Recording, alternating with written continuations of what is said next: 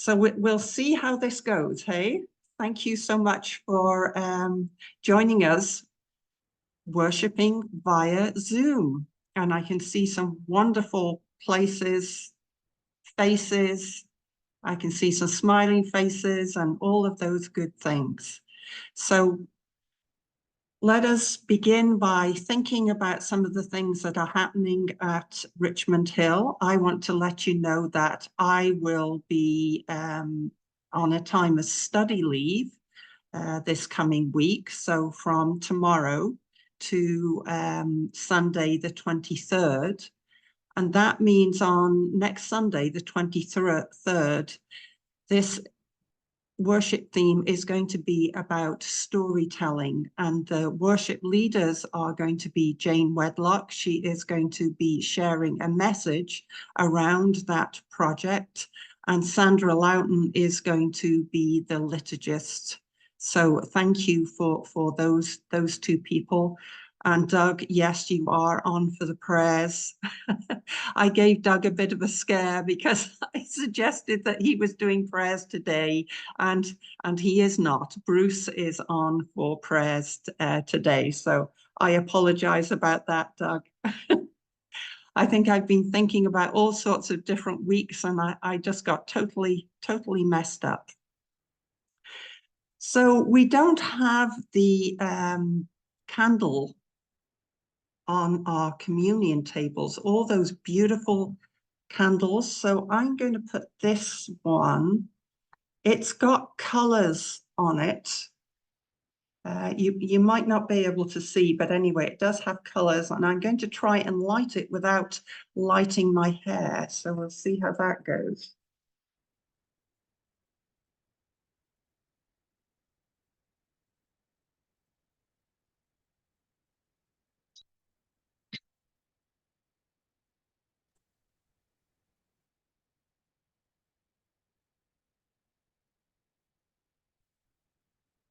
The candle is lit. So this is a single candle that is a symbol of all those candles that we have on our communion table. The candle of our faith in Jesus, the radical, who calls us to live love in the world. And we have the candle of affirmation that draws the circle wide and says that no matter who you love, you are welcome in this place. And the candle of reconciliation, lighting a path to healing and to mending broken covenants. And the candle that celebrates our diversity, highlighting our commitment to becoming an intercultural church. And this candle will remain lit as we worship together. I am going to put it to one side only so that I don't knock it over, but it will still be lit as we are worshiping. So let us move to our acknowledgements. We are all situated on sacred lands which are operating on traditional territories of many, many nations. The Mississaugas of the Credit, the Anishinaabe, the Haudenosaunee and Wendat peoples.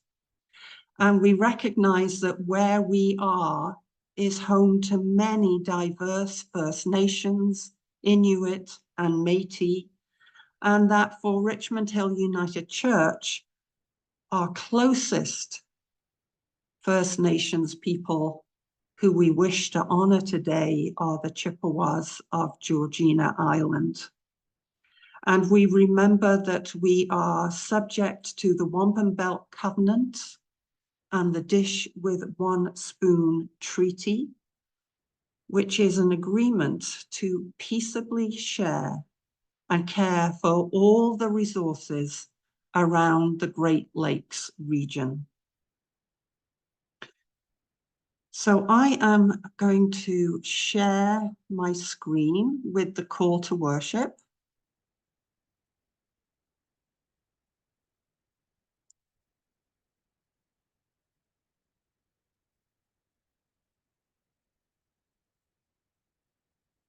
I hope that you can all see that. Emma, can you give me a thumbs up if you can see that? Perfect. Thank you. Good. God of winter storms and rainbows, God of seeds and wildflower meadows, God of all creation, we worship you. Be with us in the sowing and the nurturing of our faith. And I invite you to continue in prayer with me as we say, O God of all life, open our hearts as we worship together today. Help us to value all creatures. May we seek and know and try to follow in your ways so that each of us might become instruments of your holy presence on this earth. May we respect those who are different from us, those who follow other spiritual paths, as we remember that we all are seeds that hold the possibility of transformation. May it be so. Amen.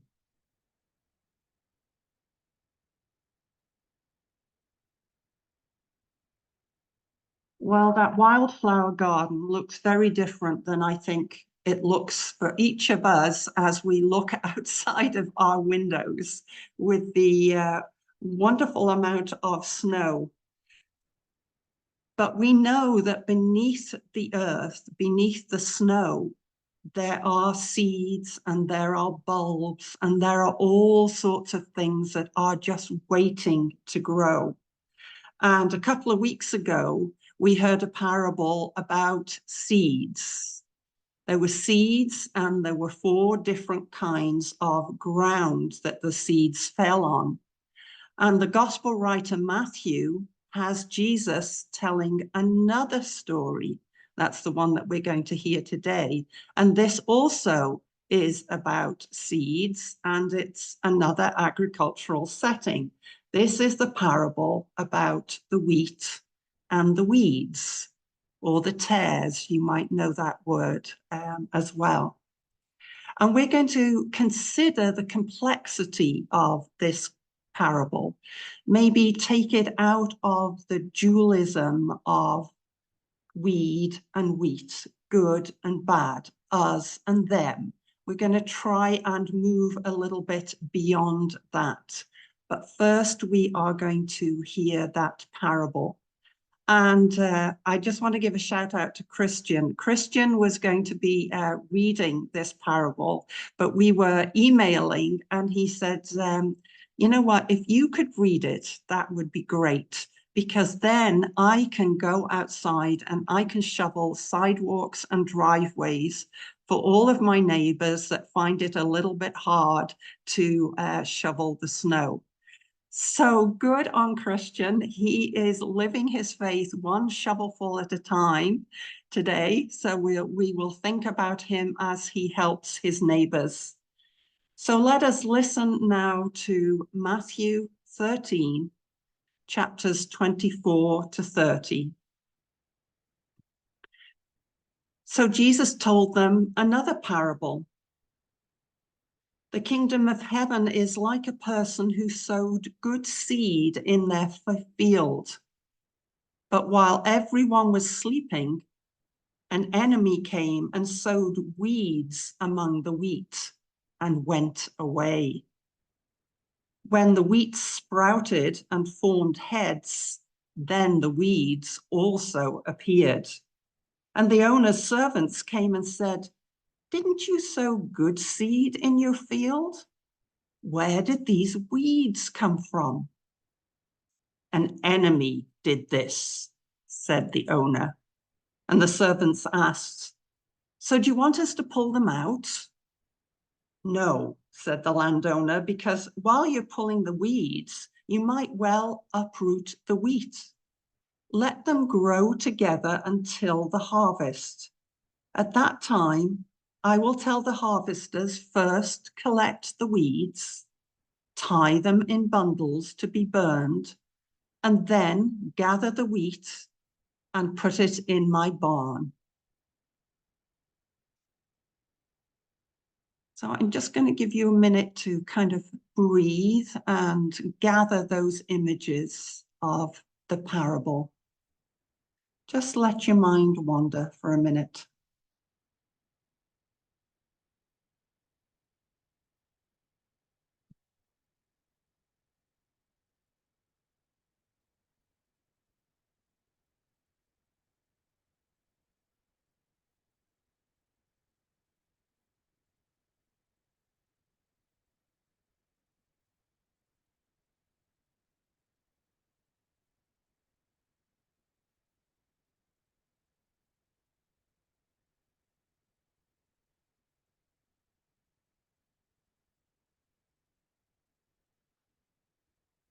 So let's have a time of reflecting on that story.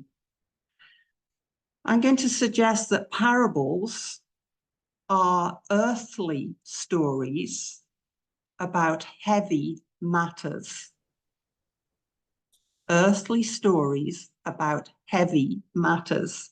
And I resonate with this definition of parables because I believe it's really important to live out my faith in the here and now, amongst the messiness of life, all those ambiguities, the pain and the hardships.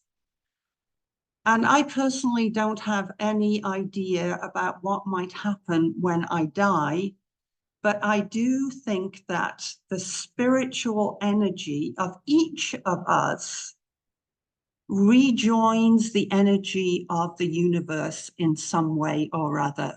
But exactly how that happens, I don't know.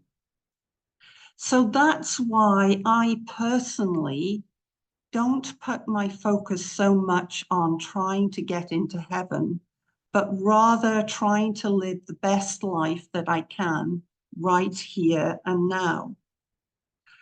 And if you think about trying to get into heaven, that is often the interpretation that many of those parables are given. And that is a way of thinking about parables as earthly stories about heavenly matters. And there is nothing wrong with that perspective whatsoever. I am just going to try and open up a message, perhaps from a different perspective, because I think of parables a little bit more like political cartoons. If you think about the images of cartoons, you often have a scenario of everyday life, and you have characters that we often know about, or at least can relate to. And then there is a surprise. There is something that makes us take a second look and think, oh, I never thought about it that way. It might be a little bit of a twist in what we thought. And it's a pivot point of in one way or another that helps us to perhaps consider our lives a little bit differently. And that's how I see parables. They are helping us to think a little bit differently. And Dr. Jim Perkinson, who was speaking at St. Peter's Episcopal Church in Detroit last year, he suggests a different way of reading that opening line in the parable. I read it straight. The kingdom of heaven is like a person who sowed a good seed in their field. That is certainly one way of doing it. But what if you imagine that Jesus made that first statement as a question? Perhaps he had a raised eyebrow. Perhaps he had a piercing look in his eye, and he asked the question, is the kingdom like this? Is it really like weeds and wheat? And I think if we think of a question, then it changes it. We might be hearing that story in a different way. It might change how we look at our life experience. And maybe we need to know a little bit about the life experience of Jim Perkinson to make sense of why he might be suggesting that that parable might open with a question. Jim is a long-time activist. He is an educator and he has lived for 35 years as a settler on Three Fires land in the inner city of Detroit. That is the contemporary and ancestral homelands of three Anishinaabe nations, and they come together under the Council of Three Fires. Jim is currently teaching as Professor of Social Ethics in the Ecumenical Theological Seminary. He also lectures in intercultural communications. He holds a PhD in theology from the University of Chicago. He writes books of all sorts of different stripes, including academic books, obviously, but he is also a poet. That was one of the things that drew me to Jim. Those of you that know me know I'm very fond of poetry. So he is a poet. And he is a person who speaks about questions of race and class and colonialism.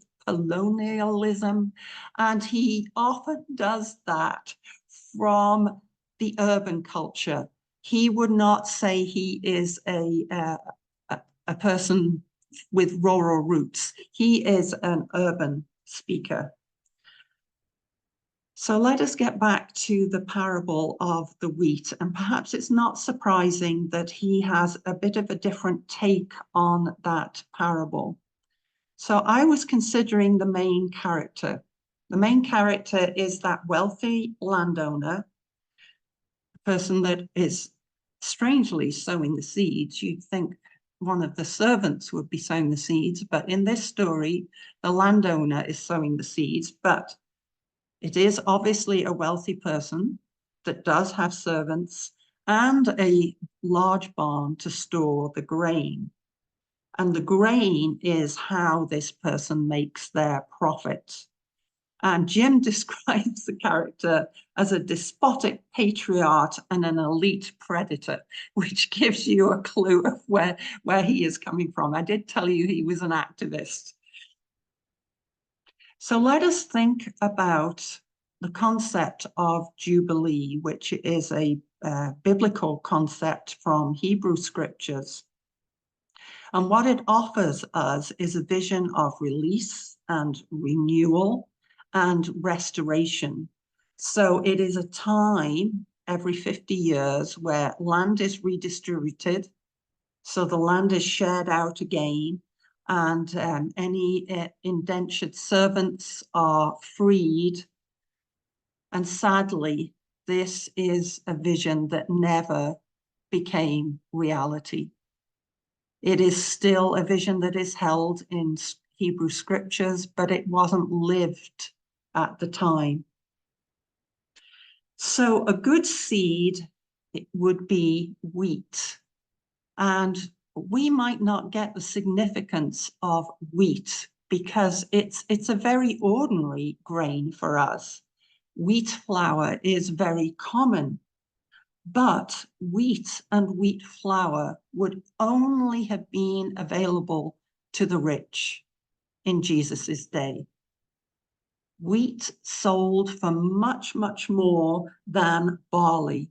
Barley was the grain of the regular people, and it sold for about half the price of wheat. So as soon as you say that wheat is being grown, if you were in first century Palestine, you would have known that this is a grain for the wealthy. This is not going to be something that the regular people listening to these stories would have had access to. Now, interestingly, barley as a grain, the regular everyday barley, is not susceptible to being taken over by weeds. Those weeds, by the way, are very likely to be darnel. They are likely to be the plant darnel, because darnel grows amongst wheat. And it's very, very difficult to tell them apart. I did a search, and when you look at them, they look exactly the same. They have a similar growing pattern. So they seed and are ready for harvest at the very similar times. But if you are able to look under the surface, that's when you can tell the difference. Darnel roots are very, very strong. And what they do is interweave with any other plant that is around. So in this case, you've got a field of wheat. So that is why in the story you get, if you try and pull them out, you're not only going to get the crop, but you're going to pull out the weed as well as the crop. And so that was obviously something that the wealthy farmer knew. It's obviously something that the storyteller Jesus knew. And it would be something that all the listeners would have known at the time. They also knew about the barley not presenting the same kind of problems as wheat. They knew all of those things. So I love to imagine what was going on in Jesus's mind as he was telling this story. And remember, he's telling it to regular folk who were following him in ever increasing numbers. And I wonder, was he thinking, as Jim suggests, about the vision of Jubilee? Was he thinking about God's way of justice and what a difference that would make in people's lives if we could live that out? Was this part of what was antagonizing those with power of influence that was held by the religious leaders, the power of wealth that was held by the landowners, the power of empire, which was upheld violently by the Romans? And if we think about this vision of Jubilee, part of it is letting the land lie fallow, letting the land rest. And when the land rests and lies fallow, that's when native species can return. That's when you get all sorts of plants growing, many different kinds of insects and animals. We would name it today as returning to the natural biodiversity. Very, very different from a mono-agricultural crop that only is growing a single crop, one that yields the best profit, but one that is very destructive for the rest of the biosphere and the various ecology systems. So today, I would say, just as in Jesus's day, life in many ways is under threat. And that makes us think about, could Jesus in this parable be more aligned with the weeds, those tares, as the King James Version calls them, than the wheat? Biblical scholar Dominic Crossan suggests that Jesus is inviting us, along with those Galilean crowds, to laugh at the dilemma of the wealthy landowner. You know, to pull or not to pull. And there was another idea that I found intriguing. In situations where people are oppressed, sabotage can sometimes be used as a tactic to push back against injustice. So were those servants in the story suggesting that they would pull out the weeds, knowing full well that it would also destroy that valuable wheat crop?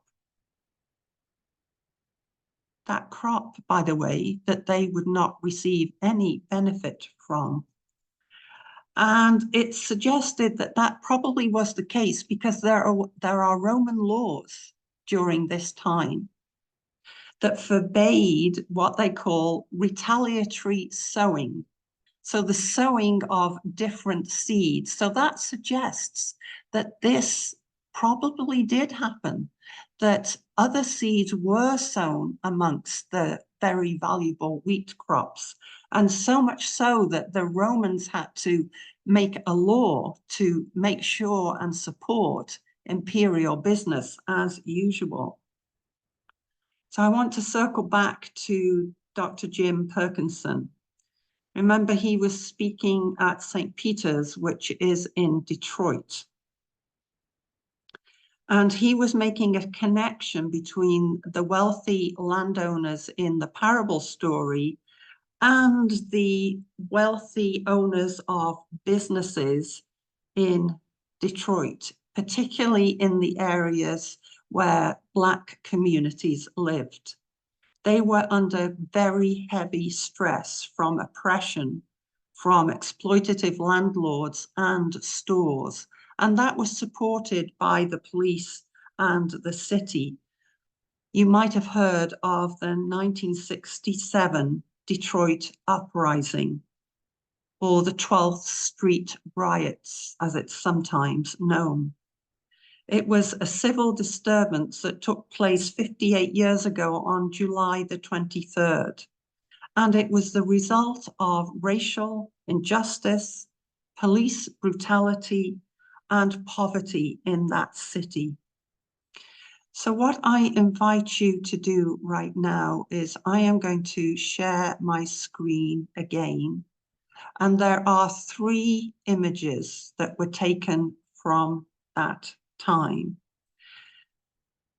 They were images that were not allowed to be published, but have come to light later on.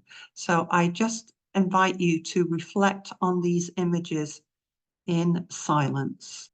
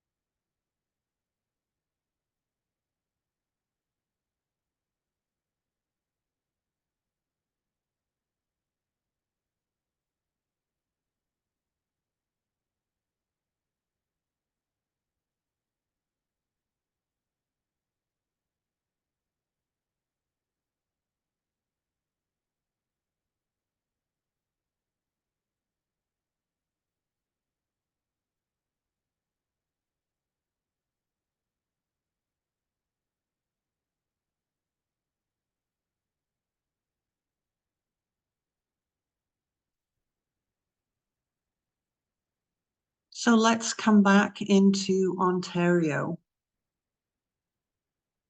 And this is a recent report from the Ontario Human Rights Commission that found that Black people are more likely than others to be arrested and charged by the Toronto police. I'm sure that we have all read many articles about this and the changes that are trying to be made. But the results are very highly disturbing, and Black communities have been speaking about this for decades and decades. And people have not been listening. And it makes me think about those that are commanding various police forces across North America. Are changes happening?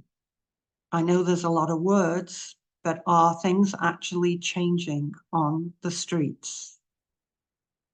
Are officers being held to account? We know that some are, as they should be, but is there more that can be done? Probably there is. So as we come back to that parable and we think about at the end, the landowner commanded that the weeds be collected, tied in bundles and burned, and that the wheat would be gathered into the barn. And as I think about that section of the parable, I think about the metaphors for segregation, for protecting wealth, of violence against anything that disrupts the well-being of the elite few. And if we read the parable in this light, then we see our streets and our communities differently. Maybe we can begin to see that harsh inequity that many people live in, and maybe we can stand together rather than being apart. Because Jesus tells us in parable and story, in action and compassion about God's kingdom. And it's not about the rich getting richer. It is not about manipulation and exploitation. It is about living together. And if we come back to that wheat for just a moment, I want to share with you a different kind of wheat. It's called meadow wheat, and it's an ancient variety. You might know it as Capli or Emma. And it hasn't been modified. It's high in fiber and protein and low on the glycemic index, all these good things. And I came across a really interesting story about meadow wheat.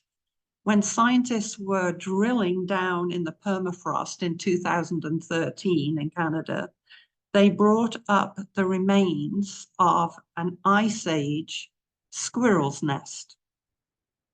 And in that squirrel's nest, there was plant material, and the plant material was 32,000 years old. And amazingly, amongst it, there were 3 living cells. And from those cells, they managed to germinate and recreate the seed and the plant, which was meadows wheat. And that is still growing, still seeding, and still reproducing outside that science facility today. So maybe God's kingdom is so much more like a community garden, maybe like a permacultural, a diverse, different plants and animals living together. Maybe something like agroforestry, all the experimentation that's going on there.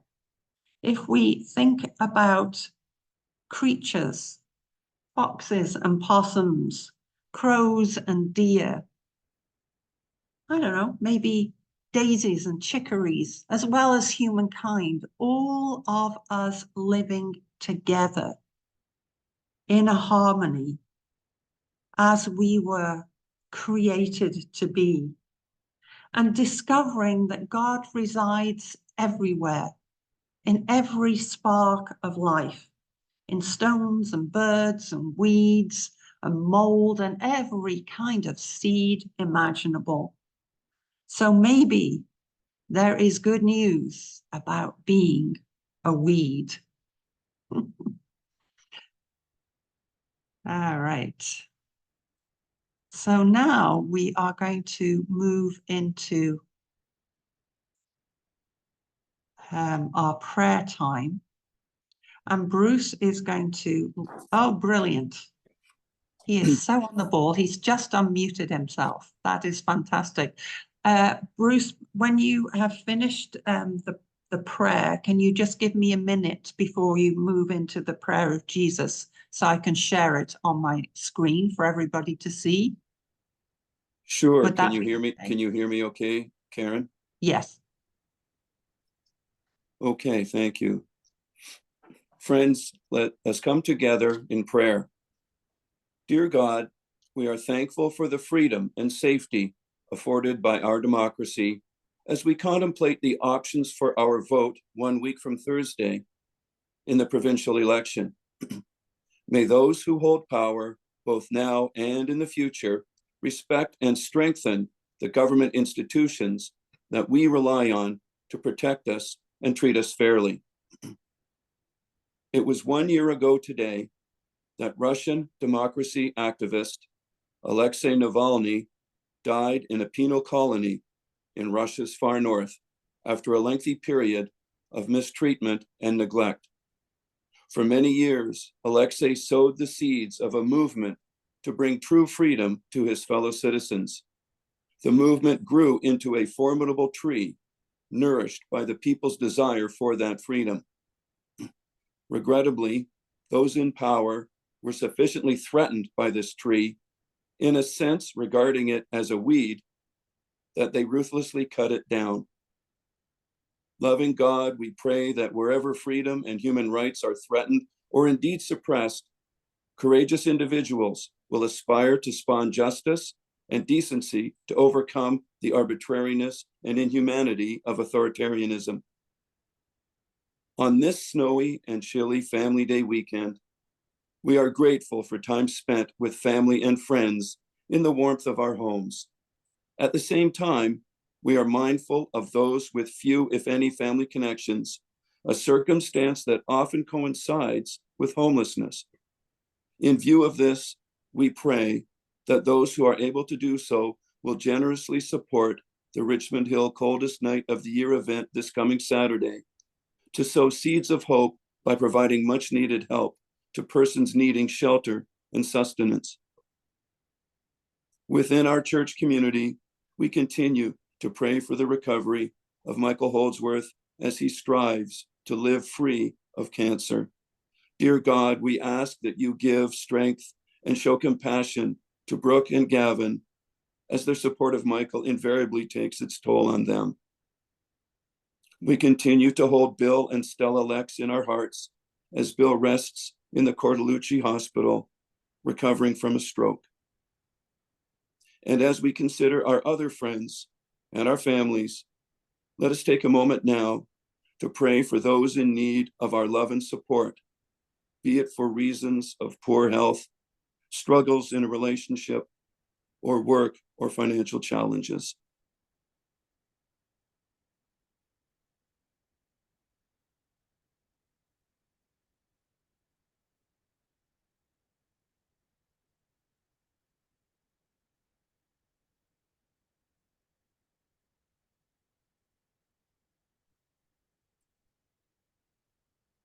And once we have the prayer up on the screen, we will say the prayer of Jesus.